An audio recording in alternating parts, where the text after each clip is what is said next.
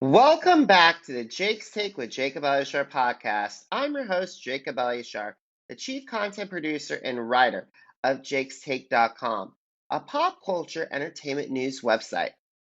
America's Got Talent's 16th season is on a roll. There have been some incredible acts that have auditioned for the show so far, and this season, I've been able to speak with some of the show's standout acts. Today, I am excited to speak with Long Nguyen, who represents Terry Crews's Golden Buzzer recipients, the World Taekwondo Demonstration Team. The World Taekwondo Demonstration Team is made up of martial artists from around the world, and since the group's formation in 2009, they have performed at various global venues such as the Olympic Museum in Switzerland, Vatican City, and the UN. They've also demonstrated various Taekwondo techniques at various sporting events such as the Olympic Games and the Youth Olympic Games. I want to give a special shout out to my friends over at Fremantle and NBC for this opportunity. So without further ado, let's go directly to my conversation with Long. How are you? It's Jake from JTwJE. How are you? I am good. How about you? I am doing great. Thank you so much for taking time on your schedule to talk with me today. I really appreciate it. Yeah, no worries. The pleasure is mine. Awesome. Long, shall we get started? Yeah. All right. So when did you get interested in Taekwondo, and how did it lead you to join the World Taekwondo Demonstration Team? So after my two older brothers actually received their black belts, my dad introduced me to the sport when I was 5 years old in Vietnam. However, I actually never enjoyed the sport while growing up. But after my father passed away, my two older brothers and I decided that we needed to take Taekwondo more seriously and honor him. And then only then I slowly began to enjoy the sport, and till this day I still love it. And after making multiple U.S. national team, recently the World Taekwondo demo team decided to reach out and ask us to select some of the best athletes from the U.S. to join them for AGT. And this is why I'm here today with them. Awesome. Now, what were some of the challenges that the group faced getting to AGT? Because you guys were spread out across the world, and how did you guys overcome those obstacles? Right. So it started with a lot of weekly Zoom calls and meetings where we would meet with the head coach. We'll meet with the team managers to talk about the logistics. We'll talk about routine. We'll talk about music. We'll talk about what are some of the best ways to prepare the athletes in the U.S. To kind of get ready to meet the athletes in Korea. So that was the first obstacle that we had to kind of go through. Second was the logistic of being quarantined. When the Korean athletes came to the U.S., they had to be quarantined for 10 days before they can actually train with us. And then for the athletes in America, we had to get vaccinated. When we arrived, we also had to be quarantined for a few days. And then so the second obstacle would be to meet each other for the first time in person, and then only had 4 days of training together on site. And then which led to another obstacle, which was the language barrier. Not a lot of us knew Korean, and of course not a lot of the Korean athletes knew English. But I think through the time that we spent together, we used, our hands, we used gestures, we talked about movies and music, and then we talk about our food when we're eating together. And I think slowly that kind of gave us that trust. And yeah, that was pretty much how we kind of overcame the language barrier. And then the last obstacle would be our schedule, because the American athletes, some of us are currently in school, some of us are currently working. I myself, I work for a high-tech company, so my work is demanding during the daytime. So the Korean head coach was actually nice enough to kind of set all of our training schedules in the evening. So we would finish our work, finish our school, and then we'll train for 7 hours straight, right, from, let's say, like 2 p.m. to like 9 p.m. with like a short dinner break. So that's how we kind of overcame all the obstacles, jammed into, a process from the moment we met on Zoom all the way through quarantine, trying to learn each other's language, and then eventually training nonstop up into the event. Awesome. What amazes me and blows me away is In those 4 days, you guys created probably one of the best auditions I have seen in years. You guys blew me away. So I want to go over the process. So it took you guys exactly how long to choreograph that entire presentation, from the Zoom calls to performing in front of Simon, Howie, Heidi, and Sophia? Yeah, and thank you for that note. The head coach in Korea, including the choreographer, they worked days and nights to kind of choreograph what should be exciting, not just for the 4 judges, but also exciting for the viewers at home, right? Because Taekwondo is a very traditional martial arts, but to kind of infuse that with the modern sport, they found the right balance to include acrobatics, high-flying techniques, and yet show the grace and the power of both male and female athletes. So it started, I would say, around February timeframe, or maybe even earlier than that. So within 3 months, the head coach and the choreographer choreographed the routine. And then every week, the athletes in Korea would have to try certain things and see if it worked. And if it didn't, they would scrap it and then repeat the process.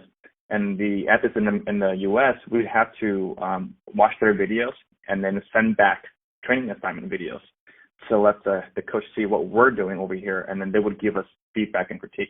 So you repeat that for 3 months straight, and by the time we met on site, we were still making changes actually to the very last day, because once we realized, it looks different with everybody on stage. It looks different with how small the area is. So these changes were constant from day one all the way to the last day, 3 months after. Long, that is so amazing, because I would love to know what went through your mind and the group's mind when Terry pressed the golden buzzer for you guys. We actually talked about this, and during our reflection afterwards, everybody was confused because as martial artists, we're very humble. And we don't normally think about the end success or the end goal. So we just finished the performance. We hope everyone liked it. And then when Terry walked out, it was a lot of confusion. We did not know what to expect. But the more he talked about why he liked us and what he respected, we all felt this excitement in our chest, but we were afraid to show it because, again, we're taught to be humble at all times. But I think the moment when he lifted his hand and he hit the buzzer, I think everyone just kind of went crazy on stage, and you can sense that success and the hard work that we all went through in the last 3 months, from not knowing each other to now being very close and now celebrating success together on stage. It was just a moment that we'll never forget. But more importantly, it reminded us that through teamwork we can achieve pretty much anything possible.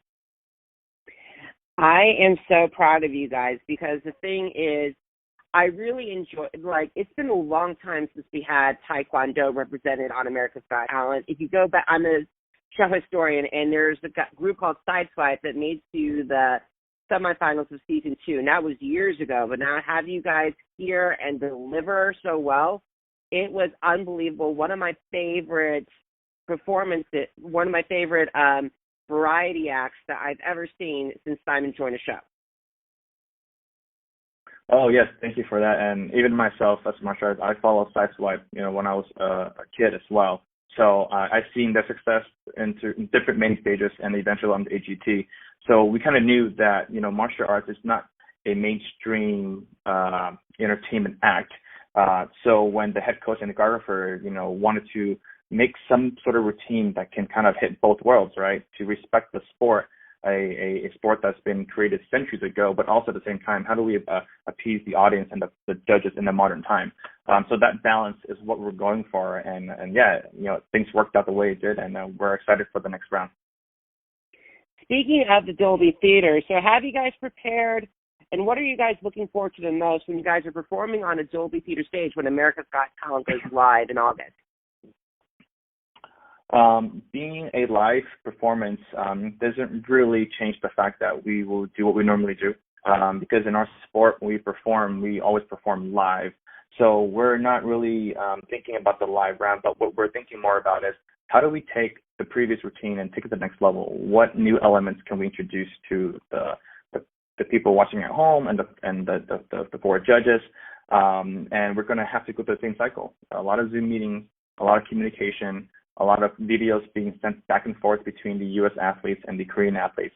But most importantly, our ultimate goal is we want to promote peace through the sport of Taekwondo.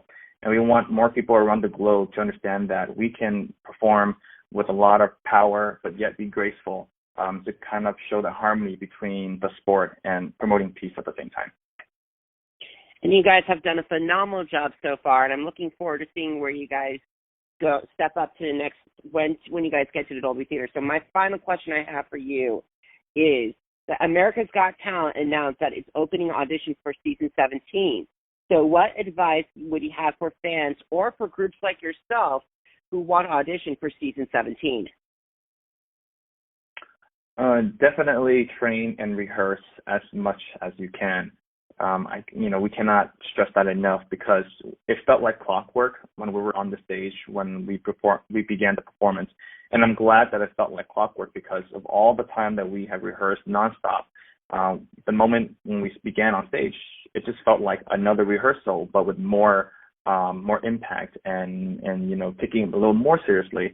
So yeah, I would recommend everyone to just train and rehearse as much as you can, and just be reminded that you are going up against some of the best, and possibly be judged not only by the judges, but also the viewers and the audience watching around the world. Awesome, Long. Thank you so much for taking time in your schedule to talk with me today. I am so proud of the World Taekwondo Demonstration Team. You guys are one of my favorites, and on behalf of my audience, we'll be rooting for you guys to go all the way to win the $1 million prize. Cool. Thank you so much. Definitely was a pleasure to talk with you here. And yeah, I'm looking forward to the publication that your group is releasing. We'd love to kind of read that and share it along with our friends and family and supporters from around the world. I am so excited to see Long and the World Taekwondo Demonstration Team perform on a Dolby Theater stage later on this season. The Jake's Take with Jacob Elisher podcast audience and I will be rooting for this incredible group of athletes. America's Got Talent airs Tuesdays on NBC, and episodes are also available on the Peacock streaming service. If you missed an episode of the Jake's Take with Jacob Elisher podcast, head to our channels on Apple Podcasts, Google Podcasts, Spotify, Spreaker, and Deezer. Just type in Jake's Take with Jacob Elisher, JACOBELYACHAR. Once again, JACOBELYACHAR. Are you on social media? Because I'm on social media too. Head to my Facebook, Instagram, Twitter, and YouTube channels. Just type in Jacob Elisher, JACOBELYACHAR. 2021 marks a special year for my brand, as jakes-take.com, the thing that started everything, including this podcast, is celebrating a decade. Head to it to catch up my recaps that's from America's Got Talent that started all the way in season 7, which is 2012. Once again, it's jakes-take.com. And if you're able to, please support me by considering to donate to my PayPal page. I'm the only one that runs the entire website, and not to mention schedule all the interviews and also edit the podcast and so on and so forth. I would really appreciate your support. If you can't, if you're not, or if you're you're not financially able to, please like my social media pages and also please subscribe to the podcast. Thank you so much for your time, everybody, and I cannot wait to talk with you soon. Have a great one.